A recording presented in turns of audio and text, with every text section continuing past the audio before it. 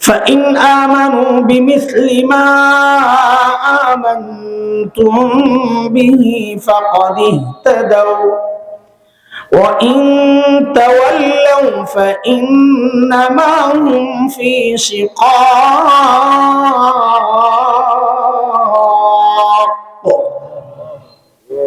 বলে তুমি তোমার তাকওয়াকে সাহাবীর তাকওয়ার সাথে মিলাও। কেন মিলাবো?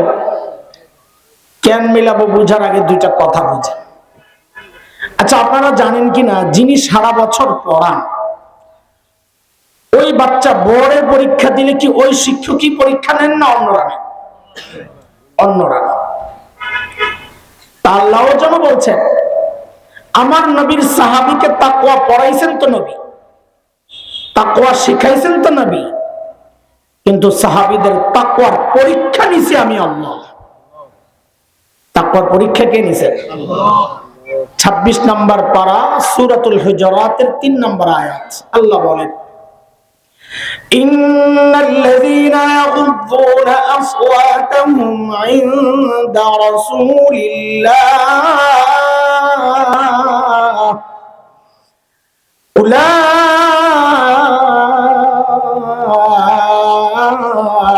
আল্লাযীনা ইমতাহানাল্লাহু কুলুবাহুম লিত-তাকওয়া لهم مغفرة وأجر عظيم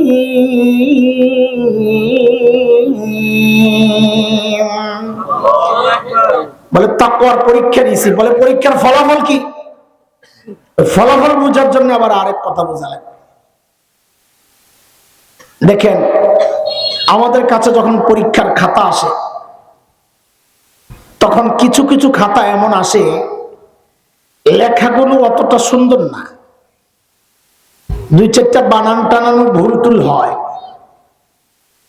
কিন্তু বিষয় যা চাওয়া হয়েছে এত চমৎকার লেখছে পরীক্ষকের দিল ঠান্ডা। মাঝে মাঝে এমন খাতাও আসে মনে হয় যেন লেখক নিজে আসলেও এত সুন্দর করে লিখতে পারত না, এত চমৎকার লেখছে। এই দিল যেহেতু ঠান্ডা তখন ওই বানান টানান যা ভুল হয়েছে এগুলার নাম্বার আর কাটতে মন চায় না, ওলামারা আছে। তখন কি করে পরীক্ষক? হাতে এক্সট্রা নাম্বার যা থাকে সব দিয়া ওকে সর্বোচ্চ নাম্বার দিয়ে দেয়। বানান ভুল টুল এগুলার কাটাকাটি করে, মন চায় না কাটতে। আবার এর উল্টাও হয়, এমন খাতাও আসে মাঝে মধ্যে লেখা না যেন কম্পিউটারে টাইপ করা, এত চমৎকার লেখা, কিন্তু প্রশ্নে ওর কাছে বিষয় যা চাওয়া হয়েছে ওইটার ধারে কাছেও নাই। বরং শেষে আবার একটু লেখা দেয়, ওস্তাদ জি আমারে পাস করাইয়া দিয়েন, আপনার জন্য দোয়া করব। এমন দুষ্ট আছে। তখন মিজাজটা আরো নষ্ট হয় যে খালি লেখা সুন্দর করছো, পড়ালেখা করো না, ফেল ফেল ফেল। বাহ্যিক সুন্দর, ভিতর সুন্দর না। ভাই, এটা যদি বুঝেন তো ওই সাহাবীদের আর দোষ তালাশ করবেন না। সাহাবীদেরও কারো কারো বানান টানান ভুল হয়েছে, কিছু কারো কারো কিছু ভুল টুল হয়ে গেছে, কিন্তু টোটাল সাহাবী আল্লাহ আল্লাহ রসুলের আনুগত্যের বিষয়ে এতটা চমৎকার ভাবে তারা আল্লাহর হুকুম মেনেছেন, নবীজির হুকুম মেনেছেন, যার উদাহরণ কিয়ামত পর্যন্ত আর কেউ দিতে পারবে না। যার কারণে আল্লাহ বলেন রাদিয়াল্লাহু আনহুম, আমার দিল খুশি হয়ে গেছে, যেহেতু আল্লাহ সন্তুষ্ট হয়ে গেছে, তো ওই যে 2-4টা ভুল টুল যা হয়েছে ওগুলার ব্যাপারে আল্লাহর সিদ্ধান্ত লাহুম মাগফিরাহ, আমি ওগুলারে মাফ করে দিচ্ছি। তো নাম্বার কত দিছে? আল্লাহ বলেন আজরুন আযীম, সর্বোচ্চ নাম্বার। আনুগত্যের বিষয়ে সর্বোচ্চ নাম্বারধারী কারা? সাহাবায়ে। কাজেই কোন পোড়া কপাল যদি সাহাবীদের দোষ তালাশ করে, সাহাবীদের সমালোচনা করে, অথবা সাহাবীদেরকে নিয়ে এমন লেখালেখি করে সরাসরি দোষ বলে না, কিন্তু ওই লেখা পড়লে অটোমেটিক কেউ সাহাবী বিদ্বেষী হয়ে যায়। হযরত ওসমানের বিরুদ্ধে মুখ খোলার দুঃসাহস দেখায়, হযরত মুআবিয়া রাদিয়াল্লাহু আনহুর বিরুদ্ধে মুখ খোলার দুঃসাহস দেখায়। এমন পণ্ডিত যদি কেউ হয়, দুনিয়ার মানুষের দৃষ্টিতে সে আল্লামা হইতে পারে, কিন্তু হক্কানি উলামাদের কাছে ওই পোড়া কপালের পরিচয় হচ্ছে সে নষ্ট, সে ভ্রষ্ট, সে গোমরা, সে পথভ্রষ্ট। সাহাবীদেরকে নিয়ে কথা বলা একদম বন্ধ। আল্লাহ যাদেরকে মাফ করেছেন তাদেরকে নিয়ে তুমি কথা বলা নাকি? এবার আমার সাথে আবার যুক্ত হন, আমাদের আমলকে কাদের সাথে মিলান? বলে যদি মিলে হুজুর পামু কি আগে ওইটা শুনে লই, তাইলে না কষ্ট করার একটা আগ্রহ জাগবে, পোষাই তৈব না কর। বলে আমি তো দিব না, যে আল্লাহ দিবেন ওই আল্লাহকে জিজ্ঞেস করে। আল্লাহর কাছে জানতে চাইছি, আল্লাহ যদি মিল্লা যায় দিবেন কি? সুবহানাল্লাহ। আল্লাহ বলেন কি জানে, আরে সাহাবীদেরকে যা দিছি তোদেরকেও তাই দি। সাহাবীদেরকে কি দিছেন? বলে দুইটা মৌলিক জিনিস। এক হচ্ছে ওদের উপর আমার সন্তুষ্টির স্বীকৃতি, আরেক হচ্ছে ওদের জন্য আমি জান্নাত তৈরি করে রাখছি, এই ওয়াদা। কিয়ামত পর্যন্ত যাদের আমল সাহাবীর আমলের সাথে মিলবে তার উপরও আমি আল্লাহ রাজি হয়ে যাব এবং তার জন্য আমি জান্নাত তৈরি করে রাখবো। কার কথা এটা? আল্লাহ বলেছেন সূরা তাওবা 100 নম্বর আয়াত, 11 নম্বর পারা, ঠিক দ্বিতীয় পৃষ্ঠা, হাফিজে কোরআন শরীফের। আল্লাহ বলে والسابقون الأولون من المهاجرين والأنصار والذين اتبعوهم بإحسان رضي الله عنهم ورضوا عنه وأعد لهم جنات تجري تحتها الأنهار خالدين فيها أبدا ذلك الفوز العظيم। তো বলেন আমাদের আমলকে কাদের সাথে মিলাবো? একটু তাড়াতাড়ি বলেন। সাহাবীদের সাথে যে মিলাবেন, এটা কি মুখের কথা? আর জীবনে মিলবে না। কেন মিলবে না? কেন মিলবে? আমাকে আপনাকে সেজদা শিখাইছেন আমাদের বাবা মা, আমাদের ওস্তাদ, আর সাহাবীকে সেজদা শিখাইছেন মুহাম্মদুর রাসূলুল্লাহ সাল্লাল্লাহু আলাইহি ওয়াসাল্লাম। মিলবে কোত্থেকে? তো বলে এতক্ষণ কি বুঝাইলেন মিলানোর কথা? হ্যাঁ, এটাই বুঝার জিনিস। মিলবে না। আমাদের দায়িত্ব হচ্ছে, কর্তব্য হচ্ছে সাহাবীদের কাছাকাছি যাওয়ার চেষ্টা করা। হুবহু হবে না, কাছাকাছি যাওয়ার চেষ্টা করা। আমাদের বড়দের একটা কথা আছে, বড় দামি, সোনার অক্ষরে লিখে রাখার মতো। কি সেটা? যে দুনিয়ার জিন্দেগিতে সাহাবীর যত কাছাকাছি পৌঁছতে পারবা, হাসরেও সাহাবীর তত কাছাকাছি উঠতে পারবা। হিসাব সোজা। এখন সাহাবীদেরকে যে আমরা ধরবো, কাছাকাছি যাওয়ার চেষ্টা যে করব, সাহাবীরা আমাদের কাছ থেকে আসেন কত দূর, এটা তো আগে জানা থাকা লাগবে।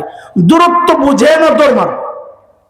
বেশি কাছে কাছে হলে তো এত জোরে দৌড় দেওয়ার দরকার নাই, বেশি দূরে হলে জোরে দৌড় দিতে হবে, এমনটাই তো নাকি? তো চলেন সাহাবীদের সাথে আমাদের মৌলিক একটা পার্থক্য আগে বুঝি, তারপরে করণীয় ঠিক করি। পার্থক্য অনেক আছে, আমি একটা ধরে কথা আগে, যেহেতু পিচ্চিরা আছে, পিচ্চিদেরকে নিয়ে একটা উদাহরণ দিই। দেখেন, ছোটবেলায় আমরা লেখাপড়া করছি, একটু একটু খেলাধুলাও তো করছি নাকি? খেলেন নাই?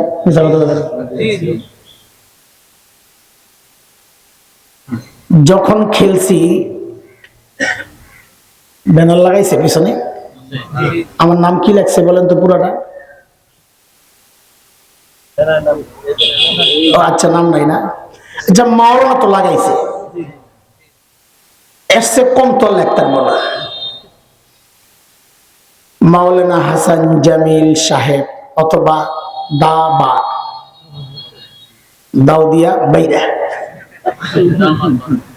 না দান বাক্স কোনটা রে দামাত বারকাত মানুষ জানেনি এটা দামাত বারকাত কত মানুষদের কত কথা কয়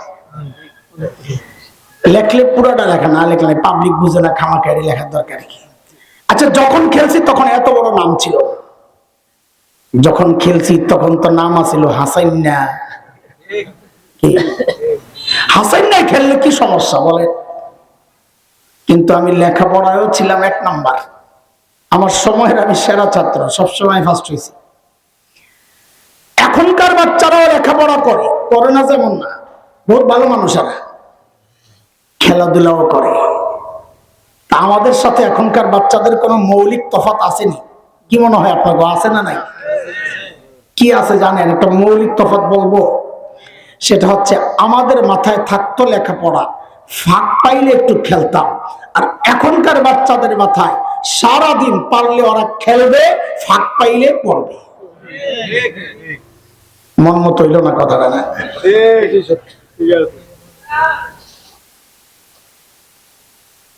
ঠিক সাহাবীদের সাথে আমাদের পার্থক্যের মূল পয়েন্ট এটা অন্যতম পয়েন্ট সাহাবায়ে কেরাম আখিরাতের কাজ করতেন কোনো সন্দেহ নেই কিন্তু দুনিয়ার কাজ কি সাহাবীরা করেন নাই উট বকরি চড়ান নাই ব্যবসা বাণিজ্য করেন নাই খেজুর বাগানের পরিচর্যা করেন নাই করেছেন আখিরাতের কাজও করেছেন আমরাও দুনিয়ার কাজ করি আখিরাতের কাজও তো করি না এই আসরের পরে আসছি নাকি এখানে তো পার্থক্য কি ওই ছাত্রদের মতো সাহাবায়ে কেরাম করতেন আখিরাতের কাজ ফাঁকে ফাঁকে করতেন দুনিয়ার কাজ আর আমরা করি দুনিয়ার কাজ ফাঁকে ফাঁকে করি আখিরাতের কাজ আরে ঠিক মনে কোন এখনো তো শেষ হয় নাই সাহাবায়ে কেরাম আখিরাতের কাজের ফাঁকে ফাঁকে যে দুনিয়ার কাজ করতেন ওই দুনিয়ার কাজটাকেও সুন্নত তরিকায় কইরা ওই দুনিয়ার কাজটাকেও আখিরাতের কাজ বানায়া ফেলতেন ওনাদের টোটালটাই হয়তো আখিরাতের কাজ আর আমরা দুনিয়ার কাজের ফাঁকে ফাঁকে যে আখিরাতের কাজটুকু করি ওই আখিরাতের কাজের মধ্যেও দুনিয়ার ধান্দা থাকে লোক দেখানো থাকে বিদআত থাকে আমরা ওই আখিরাতের অল্প কাজটাকেও ভেজাল ঢুকাইয়া ওইটারও বরবাদ কইরা টোটালটাই দুনিয়া বানায় ফেলি কথা ঠিক কিনা বলেন এটা হচ্ছে সাহাবীদের সাথে আমাদের মৌলিক তফাৎ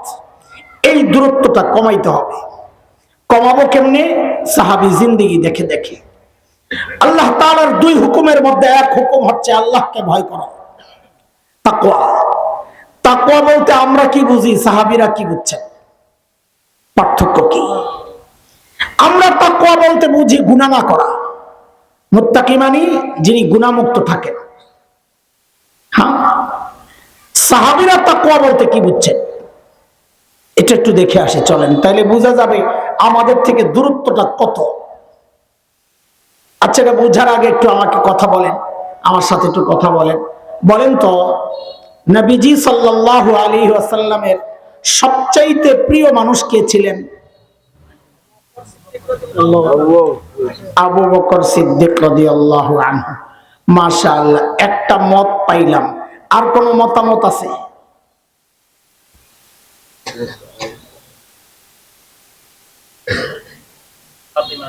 ফাতেমা রাদিয়াল্লাহু আনহা আর কোন মতামত দুইটা পাইলাম খাদিজা বাদ আয়েশা রাদিয়াল্লাহু তাআলা আরেকটা পাইলাম হাসান হোসেন বাদ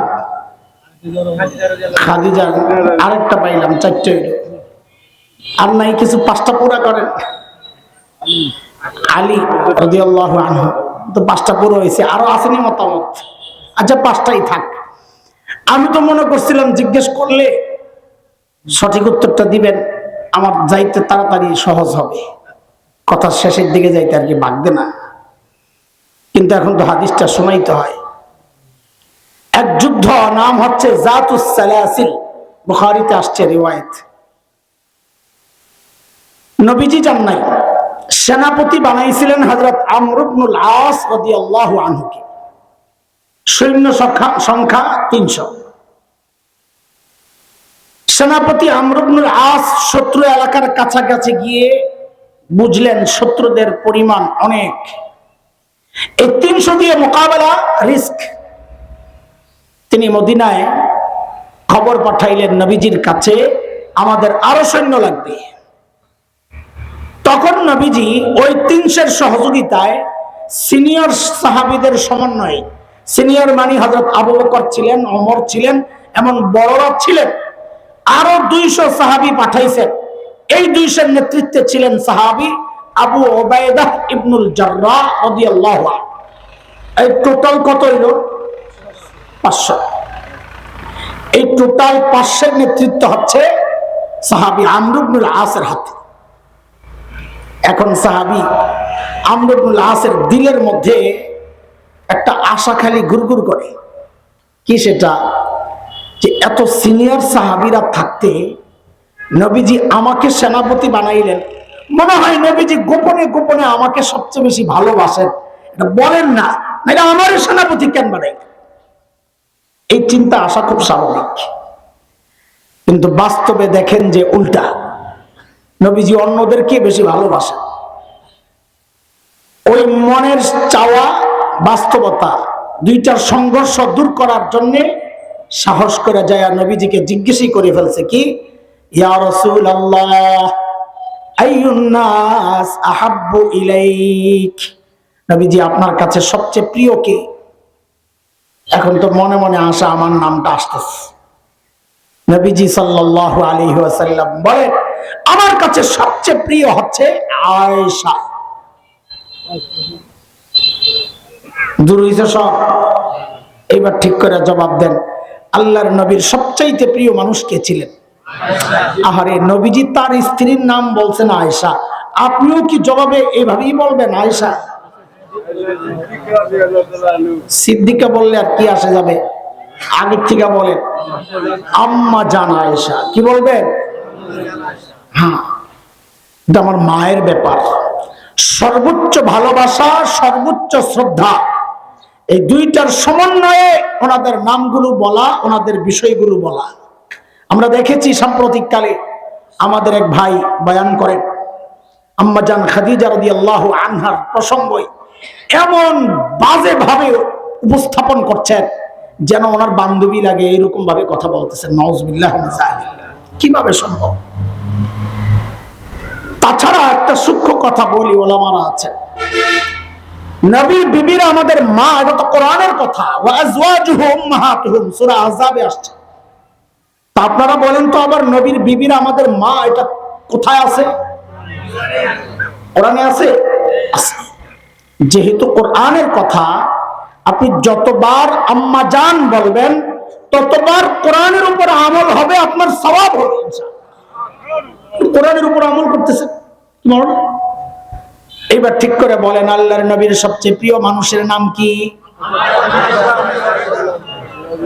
সাহাবী তো একটা ধাক্কা খাইছেন, কিরে চিন্তা করলাম কি নবীজি বললেন কি?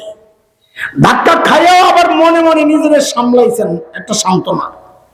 এটা তো নারী ক্যাটাগরির, পুরুষ তো এখন রয়ে গেছে। ঠিক এই প্রশ্নটাই করছেন, ইয়া রাসূলুল্লাহ মিনার রিজাল, ছেলেদের মধ্যে সবচেয়ে প্রিয় কে? আয় হায়, নবীজি বলেন আবুহা, আয়েশার বাবা আবু বকর। এবার তো খাইছেন ধাক্কা ভালো মতো। এখন কি সান্ত্বনা নিব? আগে তো নারী ক্যাটাগরি আর পুরুষ ক্যাটাগরি বইলা দুইটা ভাগ করছিল, তাও একটা সান্ত্বনা নিয়ে নিছেন যে আরে আবু বকর তো এক্সট্রা, এই লোকের সাথে কোনো তুলনা চলে না। বাদ, পরের পজিশনটা যদি পাওয়া যায়, ইয়া রাসূলুল্লাহ সুম্মা মান, এরপরে কি? নবীজি বলেন ওমর।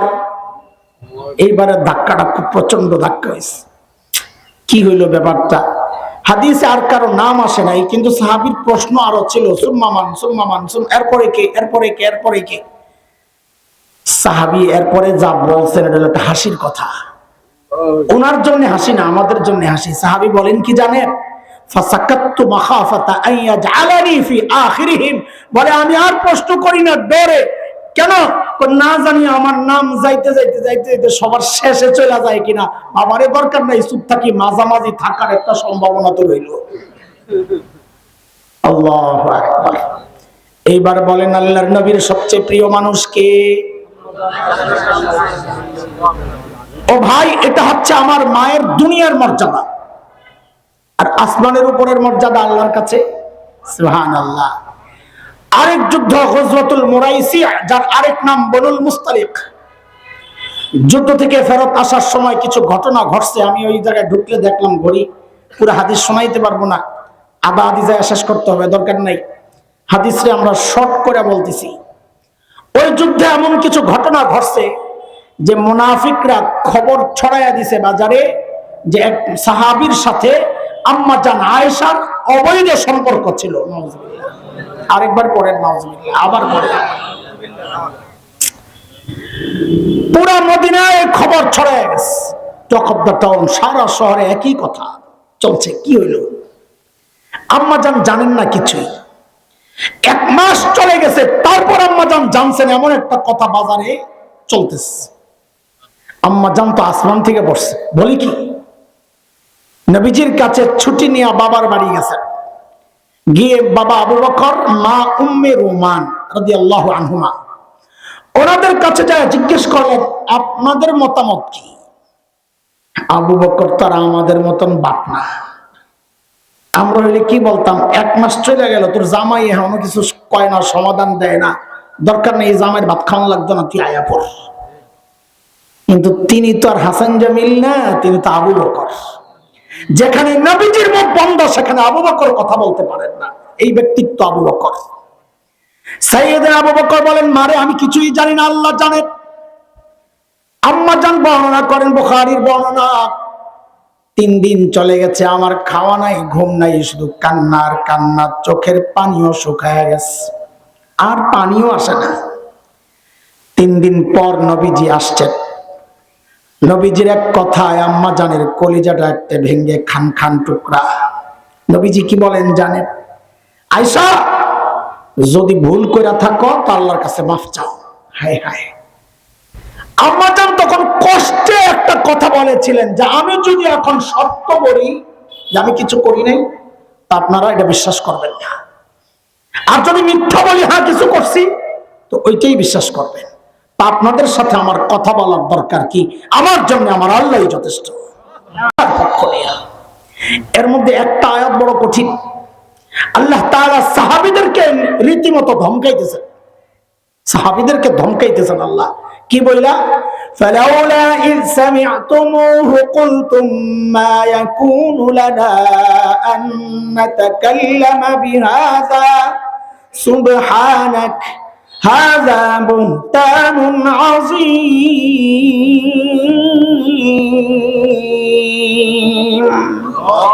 এই তোমরা এই কথাগুলো যখন শুনলা, কেন বললা না এই ব্যাপারে আমাদের কথা বলা উচিত না?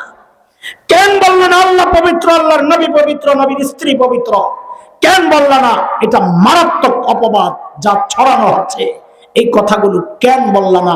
আল্লাহ কাদেরকে শাসাইতেছেন? সাহাবীদেরকে শাসাইতেছেন। কার পক্ষ নিয়ে? আমার মায়ের পক্ষ নিয়ে। তাহলে আমার মায়ের দাম আল্লাহর কাছে কত? কিছু কি বুঝছেন? আমার মায়ের মর্যাদার লেভেলটা কি? আবার আমার মায়ের কিছু সৌভাগ্যের ব্যাপারও আছে। আম্মা জান গর্ব করতেন 3টা বিষয় নিয়ে, নবীজির মৃত্যুর সময়ের 3টা বিষয়। এক হচ্ছে নবীজি সাল্লাল্লাহু আলাইহি সাল্লাম এক এক বিবির কাছে এক এক দিন থাকতেন, কিন্তু মৃত্যুর শেষ সপ্তাহটা আম্মা জানের ঘরে ছিলেন। এখন যেদিন ইন্তেকাল করছেন, মনে করেন ওই দিনটা যদি আরেক বিবির দিনের ডেট হয়, তাহলে ওই বিবি খালি কষ্ট পাইতো। হারে, সিস্টেম মতো থাকলে তো নবীজি আমার ঘরেই বিদায় নিতেন। আম্মা জান গর্ব করে বলতেন, নবীজি দুনিয়া থেকে যেই দিন বিদায় নিয়েছেন, আল্লাহর কি হুকুম, ওই দিনটা আমার ভাগেরটাই ছিল সোমবার। আম্মা জানের ভাগের দিন ছিল সোমবার। এটা আম্মা জানের একটা গর্বের জিনিস। আরেকটা গর্ব বলে, নবীজি দুনিয়া থেকে বিদায় নিয়েছেন, আমার লালা আর নবীজির লালা একাকার হইয়া এরপর নবীজি দুনিয়া থেকে বিদায় নিয়েছেন। কেন? ওই যে মিসওয়াক চাবায়া দিছিলেন, চাবায়া, ওই চাবানো মিসওয়াক দিয়েই নবীজি মিসওয়াক করছেন। তো নবীজির লালা আর আম্মা জানের লালা একাকার হয়েছে, আর কুলিত করার সুযোগ হয় নাই। ওই অবস্থায় আল্লাহ তাআলার কাছে চলে গেছেন। এটা আম্মা জানের গর্বের আরেকটা দিক ছিল। আরেকটা বিষয় নিয়ে আম্মা জান গর্ব করতেন যে নবীজি শেষ নিঃশ্বাস দিয়ে ত্যাগ করছেন না, তখন নবীজি কোথায় ছিলেন? এই ঠিক এই যে এখানে সিনার উপরের অংশের যে গর্তের মতো জায়গাটা, এই জায়গা আর থুতনি, আম্মাজান বলেন আমার এই জায়গা আর এই থুতনি, এই দুইটার মাঝখানে নবীজি মাথাটা রাইখা তারপর দুনিয়া থেকে বিদায় নিছেন। আমার মায়ের সৌভাগ্যের এগুলো হচ্ছে এক একটা দিক। মর্যাদার দিকটা শোনালাম, আল্লাহর নবীর সবচাইতে প্রিয় মানুষ, মর্যাদার দিক শোনালাম, যার পক্ষে যার পবিত্রতার সাক্ষী আল্লাহ নিজে দিয়েছেন। মর্যাদার কিছু দিক শোনালাম। এই এত বড় মানুষটা আম্মা জান আয়েশা, তিনি তাকওয়া বলতে কি বুঝছেন একটু শুনেন। ওই যে আমাদের পেছনের কথা মনে আছে, আমরা তাকওয়া বলতে কি বুঝি, সাহাবীরা তাকওয়া বলতে কি বুঝছেন। আম্মা জান একদিন নামাজে দাঁড়াইছেন, তাহাজ্জুদের নামাজ। কিসের নামাজ? তিলাওয়াত করতে করতে করতে করতে আয়াত একটা চলে আসছে, ওয়াবাদালাহুম মিনাল্লাহ মা লাম ইয়াকুনু ইয়াহতাসিবুন। আহারে, এই আয়াত তেলাওয়াত করতেছেন আম্মা জান আর কান্না করতেছেন, তিলাওয়াত করতেছেন আর কান্না করতেছেন। কখনো আয়াতটা শেষ করতে পারেন তো ঢুকরে কেঁদে ওঠেন, কখনো আয়াতের মাঝামাঝি গিয়ে আবার কেঁদে ওঠেন, আবার শুরু করেন। সারা রাত আম্মা জান এই আয়াতের উপরই শুধু কান্না করছেন। আয়াতও শেষ করতে পারেন না, নামাজও শেষ করতে পারছেন না, রাত কিন্তু ঠিকই শেষ হয়ে গেছে। আম্মা জান দাঁড়ায় দাঁড়ায় কাঁদতেছেন। কেন ভাই, কি আছে এই আয়াতে? আমি তো হাফেজ, কত শত হাজার বার এই আয়াত আমার সামনে দিয়ে আসছে গেছে, দিলের মধ্যে কিছুই লাগে না এই অনুভূতি। কিন্তু এই গল্পটা পড়ার পর, আম্মা জানের এই ঘটনা পড়ার পর, এখন এই আয়াতটা দেখলে কলিজা একটা মোচড় দিয়ে ভয় লাগে। কেন জানেন আয়াতে কি আছে? আল্লাহ তাআলা বলতেছেন ওয়াবাদালাহুম মিনাল্লাহ, হাসরের মাঠে কোন কোন বান্দার এমন পরিচয় আল্লাহর কাছ থেকে প্রকাশ পাবে, মা লাম ইয়াকুনু ইয়াহতাসিবুন, যার কল্পনাও সে দুনিয়াতে করে নাই। এখন এই আয়াত পড়ে আম্মাজান কেন কাঁদতেছেন? আম্মাজান কাঁদতেছেন এই ভেবে, এই চিন্তায়, আহারে দুনিয়ায় তো আমার পরিচয় আমি আবু বকরের কন্যা, দুনিয়ায় আমার পরিচয় আমি নবীজির স্ত্রী। হায়, যদি না এমন হয়ে যায়, আশঙ্কা আশঙ্কা, যদি না এমন হয়ে যায় হাসরের মাঠে দাঁড়ায়া দেখি আমার পরিচয় পাল্টায়া গেছে, আমি এখন গুনাহগারদের সাথে, অপরাধীদের সাথে আল্লাহ আমারে দাঁড় করায় রাখছেন, হায় তখন আমি কি করব, কি জবাব দিব? ওই চিন্তায় আম্মাজান কাঁদতেছেন। কোথায় আম্মাজান, কোথায় হাসান জামিল? হ্যাঁ, কোন গুনাহ করেছেন তিনি, কাঁদতেছেন যে? আম্মাজান কোন গুনাহ করেছেন চিন্তাই করা যায় না। কোন গুনাহগারকে আল্লাহ নবীর সঙ্গিনী বানাইতেন না। আম্মাজান কোন আমল ছাড়ছেন চিন্তাই করা যায় না। তাই নবীজির এত প্রিয় হইতেন না, আল্লাহর এত প্রিয় হইতেন না। সেই আম্মাজান কাঁদতেছেন। যারা গুনাহ করেন নাই তারা কেঁদে গেছেন, আমরা যারা গুনাহ করি আমরা হাসতেছি। যারা নেকি ছাড়েন নাই তারা কেঁদেছেন, আমাদের যাদের আমল নাই দুর্বল আমরা হাসি। ভাই, কোনদিন কি এই চিন্তাটা মাথায় আসছে যে আল্লাহ তো হাসরের মাঠে এই ডাকটা দিবেনই দিবেন? যদি আমার বিরুদ্ধে চলে আসে ডাকটা, কোন ডাক? সবার তো আল্লাহর সামনে দিয়ে যাওয়া লাগবে নাকি? যাওয়া লাগবে না? এই যাওয়ার সময় যদি থামায়া দেয় এই কথা বইলে আল্লাহ, এটা তো আছে কোরআনে, কাউরে না কাউরে তো থামাবেনি। যদি সেটা আমি হয়ে গেলাম, কি ওয়াকিফুহুম ইন্নাহুম মাসউলুন, এটা আটকা, ওকে জিজ্ঞেস করতে হবে, ওকে জিজ্ঞেস করতে হবে। কি জিজ্ঞেস করবে? জীবন কেমনে কাটাইছে, যৌবন কেমনে কাটাইছে, যা শুনেছে যা জেনেছে তা মেনেছে কিনা, কামাইছে কেমনে, খরচ করছে কোথায়, এই কথাগুলো জিজ্ঞেস করতে হবে। আপনাদের হালত তো ভালো, আমি আমারে নিয়ে চিন্তা করি। হায়, এমন জিজ্ঞাসার মুখোমুখি যদি আমি জালেম হয়ে যাই, তো তখন তো শুধু দুর্গন্ধ বের হবে, তখন তো দুর্গন্ধ বের হবে। আমলনামা খোলার পর যখন দুর্গন্ধ বের হবে, তখন কিন্তু ডাক আরেকটা চলে আসবে, এটা বড় ভয়ঙ্কর ডাক। কি সেটা? সূরা ইয়াসিনে আসছে। তখন ডাক আসবে, ওয়ামতাজুল ইয়াওম আইয়ুহাল মুজরিমুন, অপরাধী, আজকে আমার নেককার বান্দাদের থেকে তুই আলাদা হয়ে যা, দুনিয়ায় আমার নেককার বান্দাদের সাথে ওঠা বসা করেছিস, আমি কিচ্ছু বলি নাই। একসাথে চলেছিস, কিচ্ছু বলি নাই। খাওয়া দাওয়া, শোয়া, ঘুমানো একসাথে হয়েছে, আমি কিচ্ছু বলি নাই। আজকে আর আমার নেককার বান্দাদের সাথে তুই থাকতে পারবি না। তোর গন্তব্য জাহান্নামের দিকে, নেককার বান্দাদের গন্তব্য জান্নাতের দিকে। বান্দা হায় হায় আফসোস করতে থাকবে, ইয়া লাইতানি কদ্দামতু লি হায়াতি, সময় মতো যদি পুঁজি বানায় আসতাম। এই কথা বলবে, কান্না করতে থাকবে, চিৎকার করতে থাকবে। আমলনামা বাম হাতে আসবে, চিৎকার করবে আর বলবে ইয়া লাইতানি লামুতা কিতাবিয়া, এই আমলনামা যদি না দেওয়া হইতো। বান্দা চার চিৎকার করতে থাকবে, কিন্তু আল্লাহর পক্ষ থেকে ডাকটা চলে আসবে। আযাবের ফেরেশতাদেরকে আল্লাহ হুকুম করবেন, খুযুহু ফাগুল্লুহু সুম্মাল জাহিমা সাল্লু, এটারে ধর, বেড়ি পড়া, টাইনা সেনিয়া জাহান্নামে পালায়। সুম্মা ফি সিলসিলাতিন যারউহা ৭০ যিরাআন ফাসলুকু, কি দিয়া পেঁচাবে দোস্ত? কোরআন বলছে ৭০ গজ লম্বা শেকল দিয়া পেঁচাবে। শেকল দিয়া কেমনে পেঁচাবে? রাইসুল মুফাসসিরিন হযরত আব্দুল্লাহ ইবনে আব্বাস রাদিয়াল্লাহু আনহুমা বলেন, শেকল দিয়া কেমনে পেঁচাবে জানোনি? হযরত ইবনে আব্বাস বলেন, শেকলের একটা মাথা নাকের ছিদ্র দিয়া ঢুকাইয়া পায়খানার রাস্তা দিয়া বের কইরা ঠাইনা ফেলছে।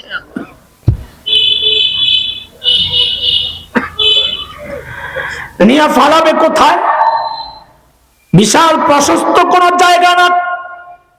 ওয়াইযা উলকু মিনহা মাকানান দায়ীকা মুকাররানিন দাউ হুনালিকা সুবুরা, সংকীর্ণ জায়গায় পেঁচায়া পেঁচায়া যখন ফালায়া দিবে, তখন বান্দা চিৎকার করে করে শুধু বলবে দাউ হুনালিকা সুবুরা, ও আল্লাহ আমারে মৃত্যু দেয়া দাও, আর সহ্য হয় না। আল্লাহ তাকে বলবেন লা তাদউল ইয়াওমা সুবুরান ওয়াহিদা ওয়াদউ সুবুরান কাসীরা, মৃত্যু একবার কেন চাও? তুমি বারবার বেশি বেশি মৃত্যু চাও কেন? কারণ মৃত্যুর উপলক্ষ একবার আসবে না, বারবার আসবে। বারবার কান্না করতে হবে। বারবার কেন আসবে? ওই যে অন্য আয়াতে আল্লাহ সেটা যেন ব্যাখ্যা দিয়া দিয়েছেন। অনেকের চিন্তা এমন হইতে পারে জাহান্নামের আগুনে ফালায়া দিলে তো জ্বলা শেষ হইয়া যাব। আল্লাহ বলেন না, শেষ হবা না। কুল্লামা নাদিজাত জুলুদুহুম বাদদালনাহুম জুলুদান গায়রাহা লিয়াযুকুল আযাব, এক চামড়া পুড়ে গেছে, আল্লাহ বলেন কি আমি ওই জায়গায় নতুন চামড়া লাগাই আবার পরব। বলে আবার পুড়ে গেছে, বলে আবার নতুন চামড়া লাগাইয়া দিব। বাবা, ভাই, কলিজার টুকরা সন্তানেরা, এমন ভয়ঙ্কর পরিস্থিতির মুখোমুখি দাঁড়াইতে না চাইলে আল্লাহর ওই হুকুম মেনে নাও, ইত্তাকুল্লাহ। আমার তাকওয়া গুনাহ থেকে বাঁচা কি তাকওয়া মনে করি? তাও তো করি না। আর সাহাবীর তাকওয়া গুনাহ থেকে বাঁচতেন, নেকিও করতেন, তাও কানতেন আহারে যদি কবুল না হইল। এটা হচ্ছে সাহাবীর তাকওয়া। আমি তাকওয়ার সর্বনিম্ন লেভেলে থাইকাও গুনাহ ছাড়ি না। সাহাবী তাকওয়ার সর্বোচ্চ লেভেলে থাইকাও কানতেছেন, আমি হাসতেছি। এই হচ্ছে সাহাবীর সাথে আমার পার্থক্য। এত সোজা সাহাবীর সাথে মিলে যাওয়া, মিললে তো আলহামদুলিল্লাহ। আমাদের চেষ্টা, তদবির, প্রচেষ্টা এইটাই হওয়া উচিত যে গুনাহ থেকে বাঁচবো, নেকিও করব, তারপরে চোখের পানি ছেড়ে ছেড়ে আল্লাহর কাছে কানবো, আল্লাহ আমার এই অপরাধীদের সাথে দাঁড় করাইয়া দিও না। আল্লাহ আমার নেকিগুলোরে কবুল করে নেও। এই চোখের পানি ছাড়বো আর এই কান্না করব, তাইলে আশা করা যায় আল্লাহ আমাকে মাফ করবেন, আমার নেকিগুলোরে আল্লাহ কবুল করবেন। এছাড়া দোস্ত এই হাসি তামাশা আড্ডা গল্প কইরা